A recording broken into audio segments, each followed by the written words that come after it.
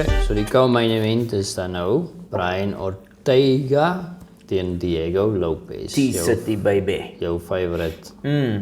Brian Ortega 16 wins, 3 losses, 3 knockouts, 8 submissions en 5 decisions. Maar sy finish rate is net 69%. Is nie bad, jy onthou hy is lang champ en hy fight world level, so dis alright. Ja, en teen Diego Lopez 24 wins, 6 losses, 10 knockouts, 12 submissions, 2 decisions met 'n finish rate van 92%. Ja, nou doen jy dit. Jy dink seker hy gaan vir Ortega knockout. Ja, wel dis jy spring my voor. Ek wil eintlik op die einde dit sê, maar ja, dit kom seker maar op dit neer. Wat is hulle ouderdom? Ek wil graag dit weet. Ortega is 33 jaar oud en Lopez is 29. Dit is nie so groot. Ja, dis is 5 jaar, 4 jaar. Nou, hy het ook Lopez het al 30 fights en Ortega het net 19 wat vir my eintlik weird is. Crazy. Lopez het nou bietjie daar hy het mos 'n tydjie terug in die UFC gekom en dit voel hy's 'n kind. Dit voel hy soos Ortega moet ook soos Anthony Smith al 30 fights hê of 40 fights. Hy was champ en hy het al teruggekom en weer gegaan en weer teruggekom en homself reinvent. Lopez het soos in letterlik behalwe vir jy kan nie sê vir experience nie. Lopez het pretty much al die advantages in hierdie fight. Hy's jonger. Hy's ek dink hy's physically, soos ek praat van weight-wise, groter as Ortega. Jy kan mos sien hy's baie meer muscular. Hy sit beter uit na die tyd. Hy die height advantage, hy die reach advantage. Hy tot meer experience ook as Ortega, soos hy's letterlik in alles, op alle physical levels is hy beter as Ortega. Al wat ek kan dink wat jy kan sê van Ortega se deel af waar hy dalk die edge kan hê is hy's meer dalk.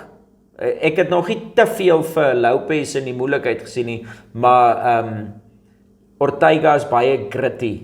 Soos hy het ook al meer beter opposition gefight. Ja, Volkanovski en Holloway en daai tipe ouens. Ja, maar hy's baie gritty. Hy gee nie op nie. Hy gee nie vir 'n flip op nie. Hy hou aan en he finds a way to win. En ek weet hy is soos hy het mos nou laas vir Rodriguez uitgechoke in die tweede, derde ronde wat ook al van hulle fight en hy was in all sorts of trouble gewees. Maar ek het so 'n stukkie van daai fight gekyk vandag, iewers toe ek op die fiets getrap het of iets. Ek kon dit nie klaar kyk nie, maar toe hoor ek nog hoe sê hulle, hy het iets soos 6 of 7 jaar laas 'n submission gekry.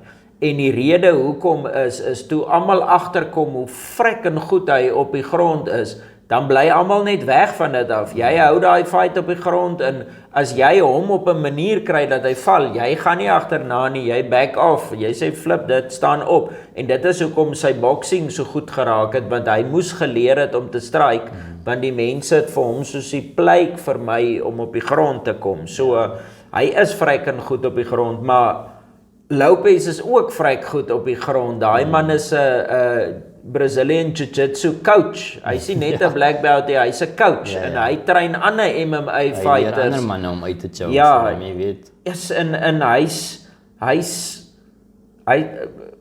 hy fight soos iemand wat heeltyd haastig is. Daar's nie nog tyd vir uitvoel of vir speel. Hy kom in en hy neek vir jou op. Ek het dit mos al hoeveel keer gesê, hy laat dink my in hierdie wille donkies. Hy neek in met daai bos hare en hy slaan en hy skop en hy nie en as dit grond toe is dit die een submission. Jy dink nog hy's besig met jou voet, dan het hy jou in jou nek beet soos hy hou nie.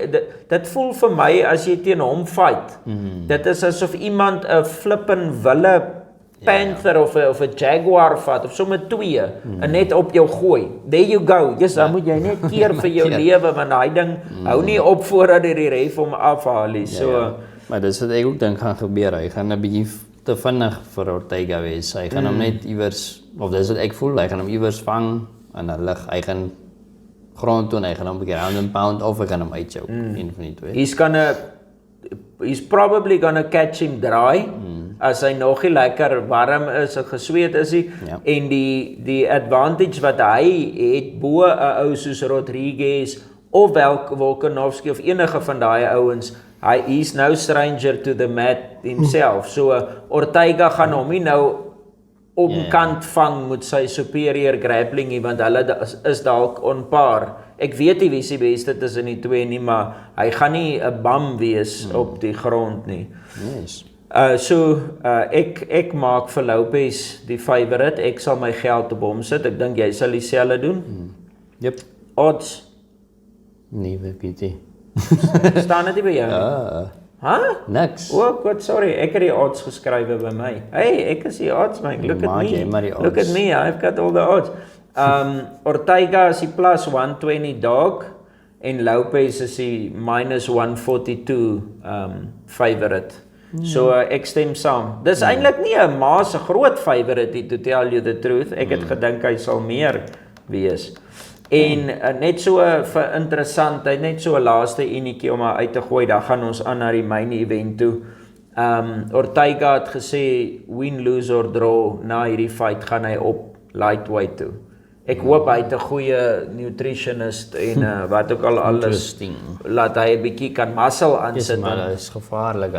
Ek dink hy sal ver kom nie. Want daar in die lightweight is 'n paar gevaarlike man. Ja, wel nou praat jy van Islam en Saruki en Oliveira en dis murderers rou daar gaan hy sukkel. As hy nou uiteindelik hierdie division is kwai die featherweight, maar dit is nie nou op die oomblik die beste division. Toe Conor en Holloway en al daai manne daar was, Dustin en goed, toe was dit soos seker die hottest division, maar ek sal sê 155 en 205 en 185, mind you, is die drie.